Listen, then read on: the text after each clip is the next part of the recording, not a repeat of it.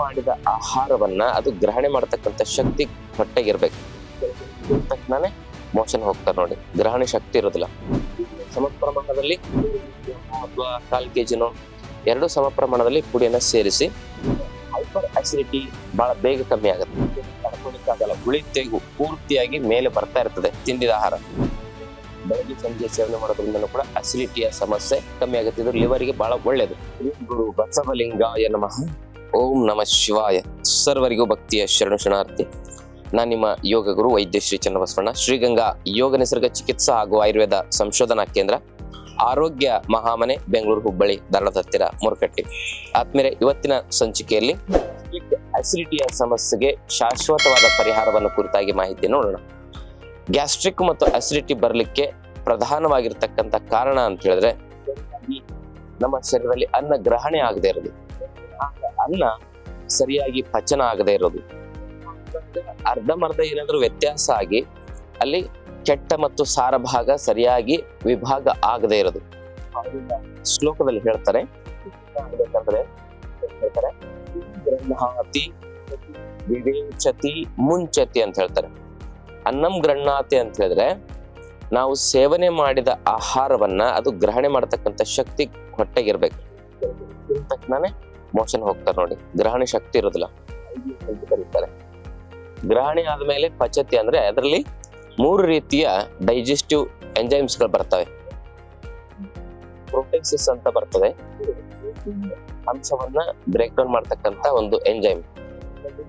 ಲಿಪಿಡೇಸಿಸ್ ಅಂತಕ್ಕಂತ ಒಂದು ಎಂಜೈಮ್ಸ್ ಆ ಒಂದು ವರ್ಗಕ್ಕೆ ಸೇರಿರ್ತಕ್ಕಂಥದ್ದು ಬರ್ತದೆ. ನಮ್ಮ ಕೊಲೆಸ್ಟ್ರಾಲ್, ಟ್ರೈಗ್ಲಿಸರೈಡ್ ನ ನಿಯಂತ್ರಣದಲ್ಲಿ ಇರ್ತಕ್ಕಂಥ ಫ್ಯಾಟ್ ಅಂಶವನ್ನ ಜೀರ್ಣ ಮಾಡ್ತಕ್ಕಂಥ ಒಂದು ಎಂಜೈಮ್.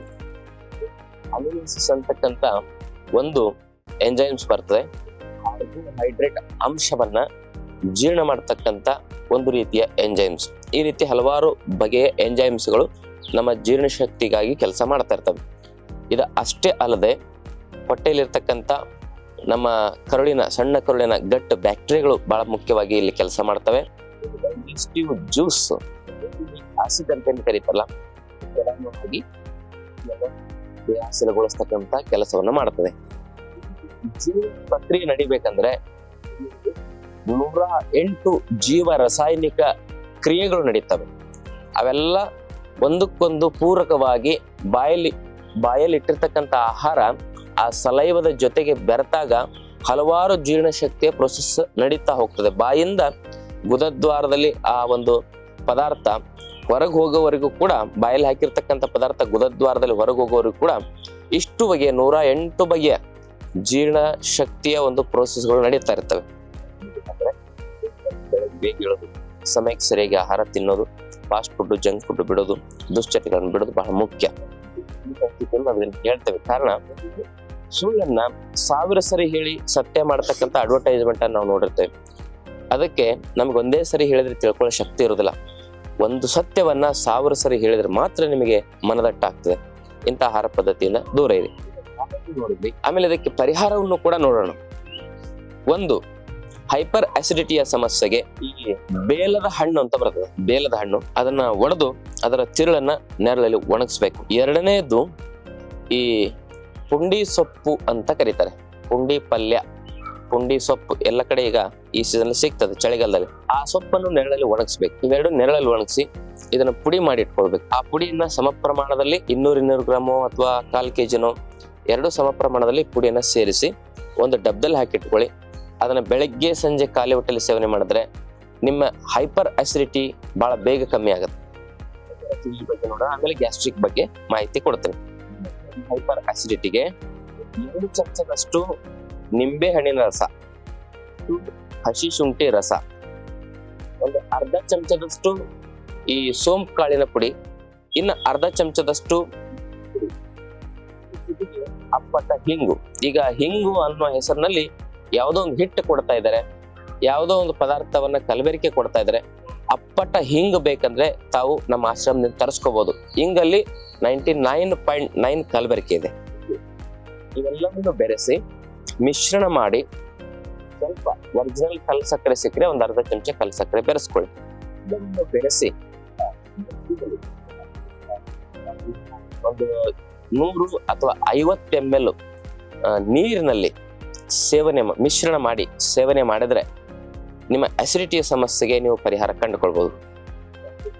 ಇನ್ನು 3ನೇ ಮನೆಮದ್ದು ಅಸಿಡಿಟಿಗೆ ಅಂತ ಹೇಳಿದ್ರೆ ಓಂಕಾಳಿನ ಪುಡಿ ಒಂದು ಅರ್ಧ ಚಮಚ, ರಸ 4 ಚಮಚ, ಒಂದು 50 ರಿಂದ 100 ml ನಲ್ಲಿ ಮಿಶ್ರಣ ಮಾಡಿ ನೀವು ಸೇವನೆ ಮಾಡೋದ್ರಿಂದ ಅಸಿಡಿಟಿ ಬಹಳ ಬೇಗ ಪರ್ಮನೆಂಟ್ ಆಗಿ ಗುಣ ಆಗುತ್ತೆ.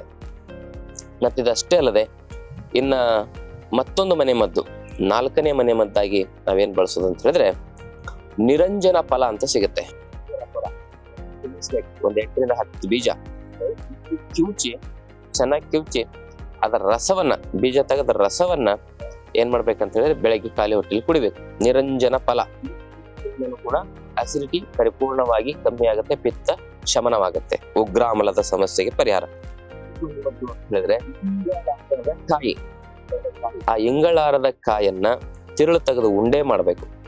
ಇಂಗಳಾರದ ಗಿಡ ಅಂತ ಹೇಳಿ ನೀವು ಗೂಗಲ್ ನಲ್ಲಿ ಸರ್ಚ್ ಮಾಡಿದ್ರೆ ಅಥವಾ ಯೂಟ್ಯೂಬ್ ನಲ್ಲಿ ಅದರ ಬಗ್ಗೆ ಮಾಹಿತಿ ಸಿಗುತ್ತೆ. ಇಂಗಳಾರದ ಕಾಯಿ ಚಿತ್ರಣದಲ್ಲಿ ತೋರಿಸ್ತಾ ಇದ್ದಾರೆ. ಅದರ ತಿರುಳು ತೆಗೆದು ಮೇಲಿಂದು ಉಂಡೆ ಮಾಡಿ ಕಳ್ಳೆಕಾಳು ಗಾತ್ರದಷ್ಟು ಒಂದು 4-5 ಉಂಡೆಯನ್ನ ಬೆಳಗ್ಗೆ ಸಂಜೆ ಸೇವನೆ ಮಾಡೋದ್ರಿಂದ ಕೂಡ ಅಸಿಡಿಟಿಯ ಸಮಸ್ಯೆ ಕಮ್ಮಿ ಆಗುತ್ತೆ. ಇದು ಲಿವರ್ಗೆ ಬಹಳ ಒಳ್ಳೇದು. ಇನ್ನು 6ನೇ ಮನೆಮದ್ದು ಅಂದ್ರೆ ನೆಲನೆಲ್ಲಿ ತುಂಬಾ ಹೊಲಗಳಲ್ಲಿ, ಈ ಹಳ್ಳಿಗಳಲ್ಲಿ ತುಂಬಾ ಜಾಸ್ತಿ ಸಿಗುತ್ತೆ, ಕಸ ಅಂತ ತಿಳ್ಕೊಂಡಿರ್ತೇವೆ. ನೆಲನೆಲ್ಲಿ ಸಂಸ್ಕೃತದಲ್ಲಿ ಅದನ್ನ ಭೂಮಿ ಆಮ್ಲ ಅಂತಾನು ಕರೀತಾರೆ. ಆ ನೆಲನೆಲ್ಲಿಯ ಸೊಪ್ಪನ್ನ ಜಜ್ಜಿ ರಸವನ್ನು ತೆಗಿಬೇಕು. ಎಷ್ಟು ಚಮಚ ರಸ ತೆಗಿಬೇಕು ಅಂತ ಹೇಳಿದ್ರೆ 4 ರಿಂದ 6 ಚಮಚದಷ್ಟು ರಸ ತೆಗಿರಿ. ಅದರಲ್ಲಿ ಒಂದು 2 ಚಮಚದಷ್ಟು ನಿಂಬೆಹಣ್ಣಿನ ರಸ ಬೆರೆಸಿ ಒಂದು 4 ಚಿಟಿಕೆ ಹಿಂಗ ಅಥವಾ 4 ಚಿಟಿಕೆ ಹಿಂಗು ಮತ್ತೆ 2 ಚಿಟಿಕೆ ಸೈಂಧವ ಲವಣವನ್ನು ಹಾಕಿ ಬೆರೆಸಿ ಕುಡಿದ್ರೆ ಅಸಿಡಿಟಿ ಸಮಸ್ಯೆ ಪರಿಹಾರ ಕಂಡುಕೊಳ್ಬಹುದು. ಇದು ಅಸಿಡಿಟಿಗೆ ಆಯ್ತು.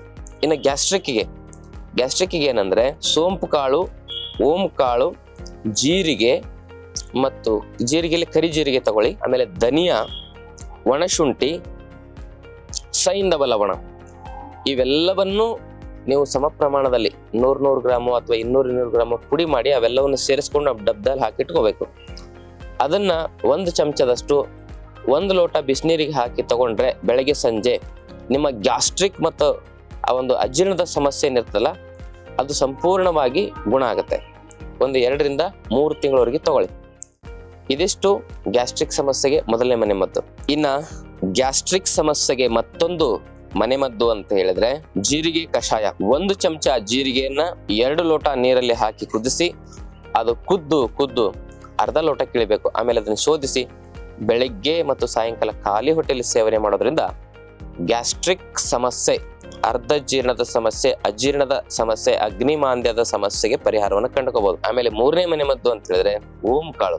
ಒಂದು 1/4 kg ಓಂ ಕಾಳನ್ನ ನಾವೇನ್ ಮಾಡ್ಬೇಕು, ರಾತ್ರಿ ನಿಂಬೆ ಹಣ್ಣಿನ ರಸದಲ್ಲಿ ಮಿಶ್ರಣ ಮಾಡಿ ಕಲಸಿ ಒಂದು ಡಬ್ಬದಲ್ಲಿ ಹಾಕಿಡ್ಬೇಕು. ಬೆಳಗ್ಗೆ ಎದ್ದು ಅದನ್ನು ಒಣಗಿಸ್ಬೇಕು. ಮತ್ತೆ ಪುನಃ ರಾತ್ರಿ ನಿಂಬೆ ಹಣ್ಣಿನ ರಸದಲ್ಲಿ ಚೆನ್ನಾಗಿ ಅದು ಪೂರ್ತಿಯಾಗಿ ಒದ್ದೆ ಆಗೋ ಥರ ಕಲಿಸ್ಬೇಕು. ಆಮೇಲೆ ಬೆಳಗ್ಗೆ ಎದ್ದು ಒಣಗಿಸ್ಬೇಕು. 11 ದಿನ ಇದೇ ರೀತಿ ಮಾಡ್ಬೇಕು. ರಾತ್ರಿ ನಿಂಬೆ ರಸದಲ್ಲಿ ಕಲಸೋದು, ಬೆಳಗ್ಗೆ ಒಣಗಿಸೋದು. 11 ದಿನ ಆದ್ಮೇಲೆ ಅದನ್ನ ಚೆನ್ನಾಗಿ ಒಣಗಿಸಿ ಪುಡಿ ಮಾಡಿ ಇಟ್ಕೋಬೇಕು. ಅದರ ಸಮ ಪ್ರಮಾಣದಲ್ಲಿ ಸೈಂಧವ ಲವಣವನ್ನ ಬೆರೆಸ್ಬೇಕು. ಪುಡಿ ಮಾಡಿದ್ಮೇಲೆ ಅದನ್ನ ಬೆಳಗ್ಗೆ ರಾತ್ರಿ 1 ಚಮಚ ತೆಗೆದುಕೊಂಡ್ರೆ ನಿಮಗೆ ಎಷ್ಟೇ ಹಳೆಯ ಗ್ಯಾಸ್ಟ್ರಿಕ್ ಇದ್ರೂ ಕೂಡ ವಾಸಿ ಆಗುತ್ತೆ. ಗ್ಯಾಸ್ಟ್ರಿಕ್ಗೂ ಅಸಿಡಿಟಿಗೆ ಏನು ವ್ಯತ್ಯಾಸ ಅಂದ್ರೆ, ಅಸಿಡಿಟಿ ಇದ್ದಾಗ ಅದು ಉಗ್ರಾಮ್ಲ ಇರ್ತದೆ, ಹೊಟ್ಟೆ ಹಸಿವಾದ್ರೆ ತಡ್ಕೊಳ್ಳಿಕ್ಕಾಗಲ್ಲ, ಉಳಿತೇಗು ಪೂರ್ತಿಯಾಗಿ ಮೇಲೆ ಬರ್ತಾ ಇರ್ತದೆ ತಿಂದಿದ ಆಹಾರ. ಗ್ಯಾಸ್ಟ್ರಿಕ್ ಅಂದ್ರೆ ಅಗ್ನಿ ಮಾಂದ್ಯ ಇರ್ತದೆ, ಅಸಿಡಿಟಿ ಅಂದ್ರೆ ಉಗ್ರ ಅಗ್ನಿ ಇರ್ತದೆ. ಗ್ಯಾಸ್ಟ್ರಿಕ್ ಅಲ್ಲಿ ಏನಾಗಿರ್ತಂದ್ರೆ ಹೊಟ್ಟೆ ಹಸಿವಾದ್ರೆ ತಡ್ಕೋತಾರೆ, ಆದ್ರೆ ತಿಂದ ಮೇಲೆ ಹೊಟ್ಟೆ ಉಬ್ಬರ ಬರ್ತದೆ, ಗ್ಯಾಸ್ ಆಗುತ್ತೆ, ಬ್ಲೋಟಿಂಗ್ ಆಗುತ್ತೆ. ಇದು ಗ್ಯಾಸ್ಟ್ರಿಕ್. ಅದು ಯಾವುದಂತ ಸರಿಯಾಗಿ ತಿಳ್ಕೊಂಡು ಈ ಮನೆಮದ್ದುಗಳನ್ನ ಮಾಡಿ. ಹೈಪರ್ ಅಸಿಡಿಟಿನ ಅಥವಾ ಹೈಪೋ ಅಸಿಡಿಟಿ ಅಂದ್ರೆ ಗ್ಯಾಸ್ಟ್ರಿಕ್, ಹೈಪರ್ ಅಸಿಡಿಟಿ ಅಂದ್ರೆ ಅಸಿಡಿಟಿ. ಅಲ್ಲಿ ಉಗ್ರಾಮ್ಲ ಇರ್ತದೆ, ಆ ಒಂದು ಗ್ಯಾಸ್ಟ್ರಿಕ್ ಅಲ್ಲಿ ಮಂದ ಆಮ್ಲ ಇರ್ತದೆ, ಜೀರ್ಣಶಕ್ತಿ ತುಂಬಾ ಕುಗ್ಗಿರುತ್ತೆ. ಇದಕ್ಕೆ ಹೀಗೆ ವಿಭಿನ್ನವಾದ ಮನೆಮದ್ದನ್ನ ಮಾಡಿಕೊಂಡಾಗ ನಿಮಗೆ ಗುಣ ಆಗುತ್ತೆ. ಯಾಕಂದ್ರೆ ಹೈಪರ್ ಅಸಿಡಿಟಿಲಿ ಇನ್ನೂ ಆಮ್ಲೀಯತೆಯನ್ನ, ಆ ಒಂದು ಜಠರಾಗ್ನಿಯನ್ನು ಉದ್ದೀಪನ ಮಾಡೋ ಔಷಧಿ ತಿಂದ್ರೆ ಅದಿನ್ನೂ ಡ್ಯಾಮೇಜ್ ಆಗುತ್ತೆ. ಅದಕ್ಕೆ ಗ್ಯಾಸ್ಟ್ರಿಕ್ ಅಸಿಡಿಟಿಯನ್ನು ಸರಿಯಾಗಿ ಕಂಡುಹಿಡಿದು ನೀವು ಇದಕ್ಕೆ ಪರಿಹಾರವನ್ನು ಕಂಡುಕೊಳ್ಳಿ. ಹಾಗೆ ಈ ಮನೆಮದ್ದುಗಳಲ್ಲೂ ಕೂಡ ಆಗಿಲ್ಲ ಅಂದಾಗ ತಾವು 1 ಬಾರಿ ಆಯುರ್ವೇದ ಪಂಚಕರ್ಮ ಚಿಕಿತ್ಸೆನ ತೆಗೆದುಕೊಳ್ಬೇಕು. ಆಯುರ್ವೇದ ಪಂಚಕರ್ಮ ಚಿಕಿತ್ಸೆಯನ್ನು ಸರಿಯಾಗಿ ತೆಗೆದುಕೊಂಡ್ರೆ ಗ್ಯಾಸ್ಟ್ರಿಕ್ ಅಸಿಡಿಟಿ ಪರ್ಮನೆಂಟ್ ಆಗಿ ಗುಣ ಆಗ್ತವೆ. ಗ್ಯಾಸ್ಟ್ರಿಕ್ ಅಸಿಡಿಟಿಗೆ ಪರಿಪೂರ್ಣ ಚಿಕಿತ್ಸೆ ಪಂಚಕರ್ಮ ಚಿಕಿತ್ಸೆ. ನಮ್ಮ ಇಡೀ ಡೈಜೆಸ್ಟಿವ್ ಎಂಜೈಮ್ಸ್ಗಳನ್ನ ಅದು ಕ್ರಿಯಾಶೀಲಗೊಳಿಸಿ ಜೀರ್ಣಾಂಗ ವ್ಯವಸ್ಥೆನ ಪರಿಪೂರ್ಣ ಕ್ರಿಯಾಶೀಲಗೊಳಿಸ್ತದೆ. ನೀವು ಬೇಕಿದ್ರೆ ಪಂಚಕರ್ಮ ಟ್ರೀಟ್ಮೆಂಟ್ ಬೆನಿಫಿಟ್ಸ್ ಅಂತ ಹೇಳಿ ಗೂಗಲಲ್ಲಿ ಸರ್ಚ್ ಮಾಡಿ, ಅದರ ಬಗ್ಗೆ ಪೂರ್ತಿ ಡೀಟೇಲ್ಸ್ ನಿಮಗೆ ಸಿಗ್ತದೆ ಅಂತಕ್ಕಂಥ ಮಾತನ್ನು ಹೇಳ್ತಾ, ಈ ಮಾಹಿತಿ ಇಷ್ಟವಾದಲ್ಲಿ ತಮ್ಮ ಬಂಧು ಮಿತ್ರರೊಂದಿಗೆ ಶೇರ್ ಮಾಡ್ಕೊಳ್ಳಿ. ಜೊತೆಗೆ ತಾವಿನ್ನೂ ಚಾನೆಲ್ನ ಸಬ್ಸ್ಕ್ರೈಬ್ ಮಾಡ್ಕೊಂಡಿಲ್ಲ ಅಂದರೆ ದಯವಿಟ್ಟು ಸಬ್ಸ್ಕ್ರೈಬ್ ಮಾಡ್ಕೊಳ್ಳಿ. ಈ ಮನೆಮದ್ದುಗಳನ್ನು 1 ರಿಂದ 3 ತಿಂಗಳವರೆಗೆ ಬಳಸ್ಬೋದು. ಹಾಗೆಯೇ ನಮ್ಮ ಆಶ್ರಮದಲ್ಲಿ 5 ದಿನದ ಆರೋಗ್ಯ ಶಿಬಿರ ನಡೀತದೆ. ಅಲ್ಲಿ 5 ದಿನ ನೀವು ಭಾಗವಹಿಸಿದಾಗ ನಿಮಗೆ ಯಾವುದೇ ಆರೋಗ್ಯದ ಸಮಸ್ಯೆಗಳು ಬರದಂತೆ 100 ವರ್ಷ ಹೇಗೆ ಆರೋಗ್ಯವಾಗಿ ಇರಬೇಕು ಅನ್ನೋದನ್ನು ತಿಳಿಸ್ಕೊಡ್ತೇವೆ. ಈಗಾಗಲೇ ಆರೋಗ್ಯದ ಸಮಸ್ಯೆ ಇರೋರಿಗೆ ಸಮಸ್ಯೆಯನ್ನ ಸಂಪೂರ್ಣವಾಗಿ ನಿವಾರಣೆ ಮಾಡ್ಕೊಳ್ಳಿಕ್ಕೆ ಯಾವ ಮನೆಮದ್ದನ್ನ ಮತ್ತು ಆಹಾರ ಜೀವನ ಪದ್ಧತಿಯನ್ನ ಯಾವ ಯೋಗ ಪ್ರಾಣಾಯಾಮವನ್ನು ಮಾಡ್ಬೇಕನ್ನೋದನ್ನು ತಿಳಿಸ್ಕೊಡ್ತೇವೆ. ಆಸಕ್ತಿ ಇದ್ದವರು ಆ ಶಿಬಿರಕ್ಕೆ ಭಾಗವಹಿಸಿ. ತಮ್ಮೆಲ್ಲರಿಗೂ ಶರಣಾರ್ಥಿ.